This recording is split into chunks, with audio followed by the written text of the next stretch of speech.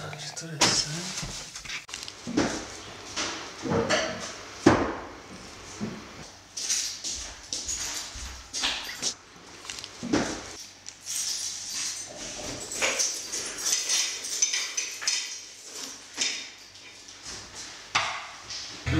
Teraz se štartujem v Dolní Londé. Ty brdě, Dolní Londá, jo? Teraz se dívám, že keď to vediem. Košařiska. To poznáš? Kde máš ty ovečky? Kde začíná? Košařiska? No, áno, počkaj, no tu, kde sme, na Kamenitom, sú ovečky, aj v Košařiskách. Původ Ostrý. Ano. Poznáš Ostrý? Ano, tam je taková chata. Taková uprostřed, takové fajné placky. U Kalužného. Ano. Kalužný. Potom Babí vrch. Lačnov sa to volá, pod Lačnovem. Lačnovský niečo. A potom sa už zase vracíme na Kamenitý a zbieha sa zase dole do Dolní Lomné.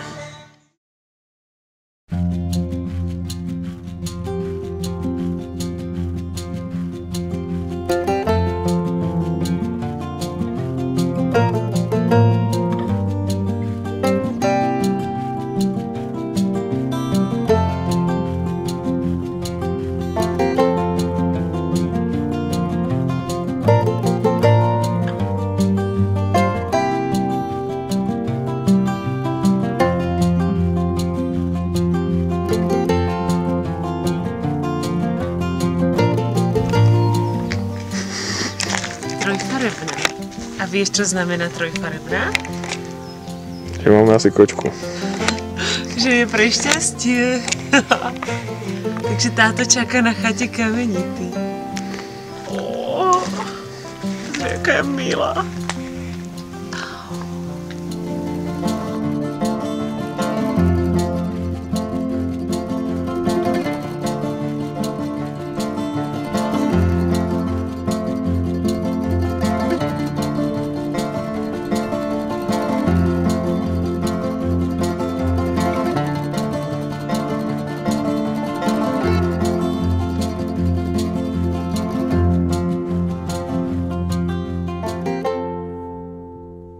Už se teraz napojíme na tu stezku po stopách salašnictva v Košařiskách. Jak salašnictva v Košařiskách? No. Šladami šalašnictva v Košařiskách. A víš čo, je to... Košařiskách, přeprašam. Je to taká stezka, různé zastavení a tu se popisuje, ako sa vyrábalo drevené uhlie, že sa to dalo na takú hromadu a zasypalo zeminou a podobne. A píšu tu, že zo 100 kg dreva vznikne 20 kg dreveného uhlia. To je kolik procent váhy? 20. Moc málo, dobrý. Jsi malo kysličený mozok, víš?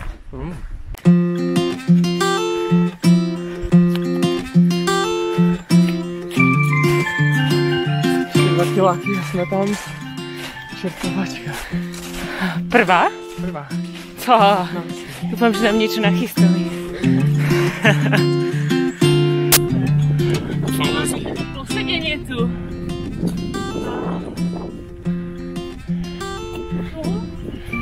Se teraz mala odpočúvať sem doľava na Ostrý.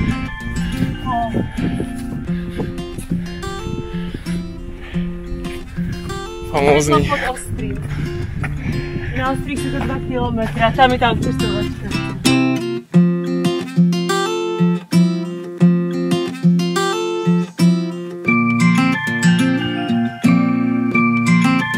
Chata Ostrý. Teoreticky to má byť občerstovačka. Tak kde sme, Honzi? Na Ostrém. Chatě pod Ostrým. Jsme 10 roků nebylo. Ty mě s tím točím iba keď jdeš. Tak tušení, že je teplo. Ty jo, úplně zima mi zostala, jak jsme se tam rozseděli, ještě je tu sněh a trošku fouká. A teraz to začne být příjemné. No a my pokračujeme do údolia Tyry. Koľko si pravil, že spadneme? 400 metrů dolů. A potom zase hore, no. Krásných 40 zpátky. Hej. Ja. To se těšíme. No jo. Nedá se nic dělat, někdo když to poběží v letě, bude to mít rozhodně lepší než my teď. No, že jako to viacej užije.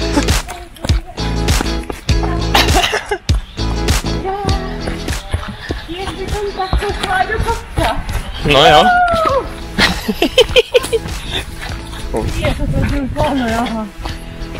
Asi foukalo, nebo co?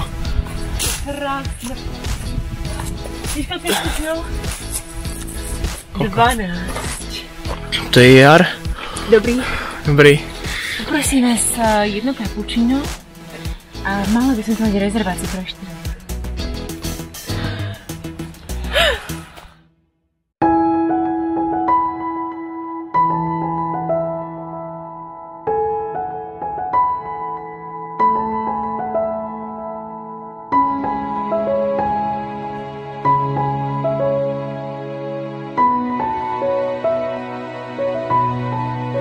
No ale my nejdeme pěšky, my běžíme. Vždycky v trati je zákaz pešej chôdze. To je všechno v pořádku potom. No dobré, no. Tak jako... No.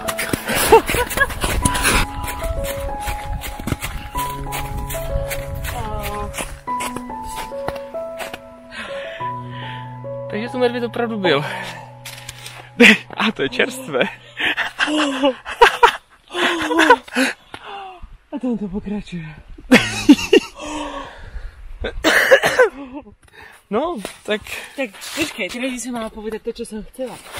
A tesne 2 kilometre pred ďalšou občersovačkou sa občersuje medveď. Ty masakr, to je fakt... Já jsem to fakt viděl, já jsem říkal, že jsem viděl ty stopy. Chápeš to? Počkej.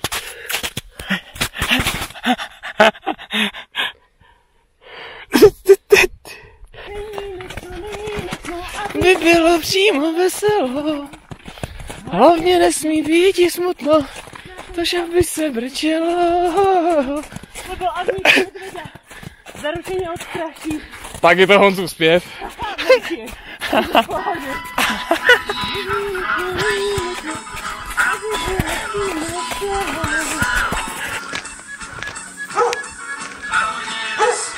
nápad.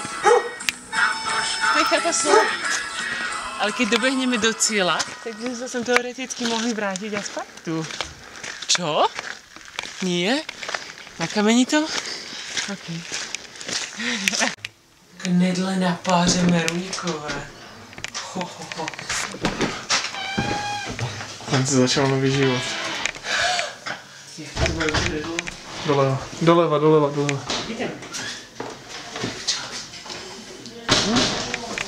Tam je hluk? To je party. No pojď.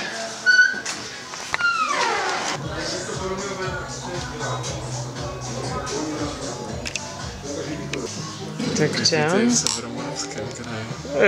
Vítej na občersovačke.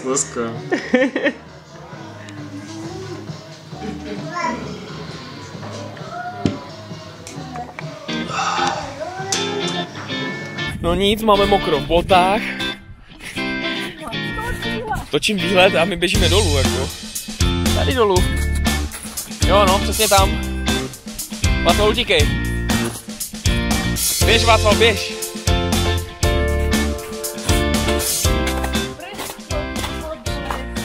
Ne, přeskoč přeles, ale ne pod les.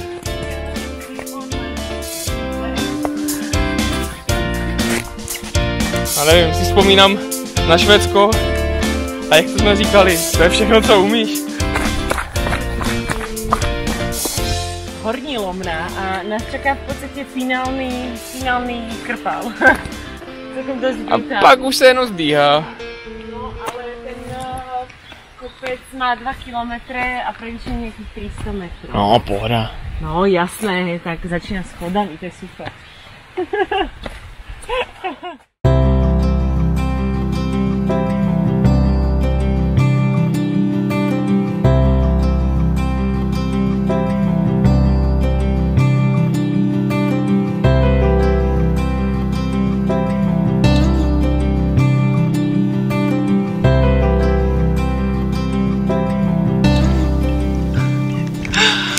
jsem myslela, že ten kopec, v podstatě poslední kopec, bude úplně nějaký strašný.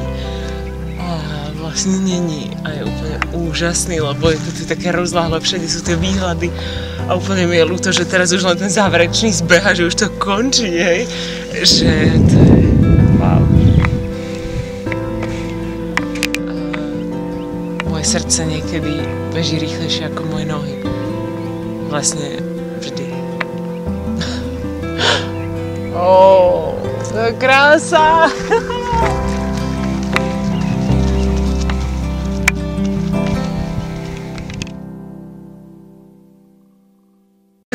Toto je maskot Slezského maratonu. Ano, vypadá to tak. Ahoj Marku, těší mě. Budu se vám líbit? Můžete si ho pohladit, hej? Maxiku? Maxi. Tak co? To je Marek. Ano. Organizátor Slezského maratonu.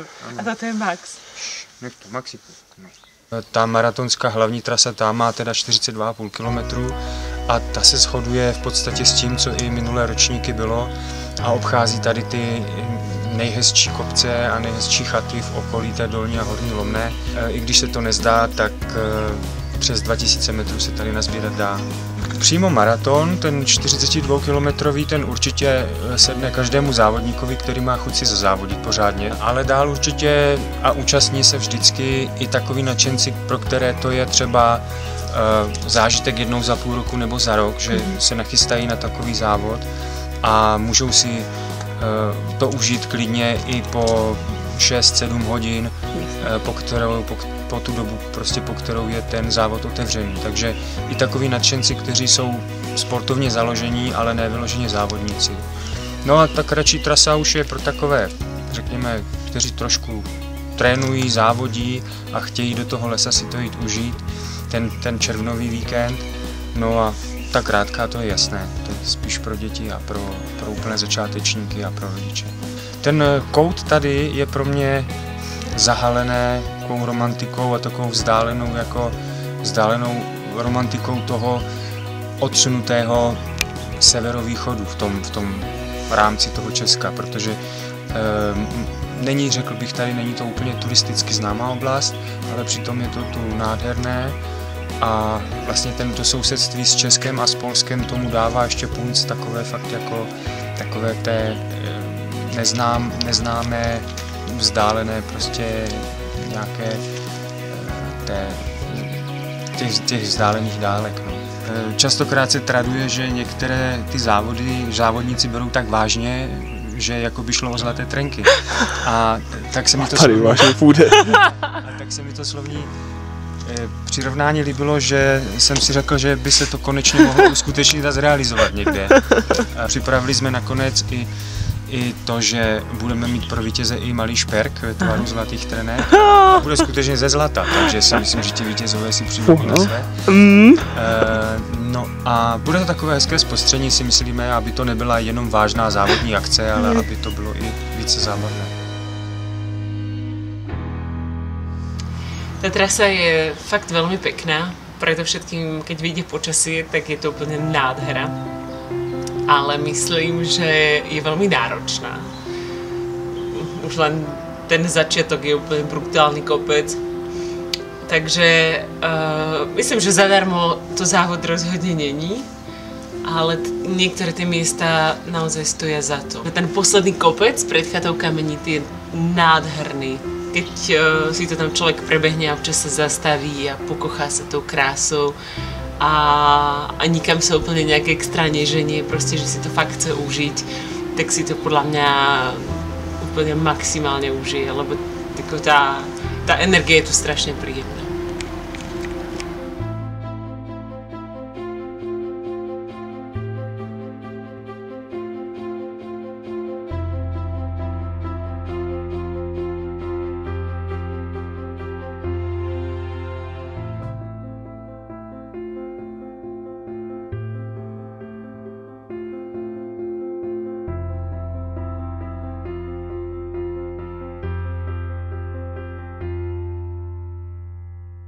Už to točí.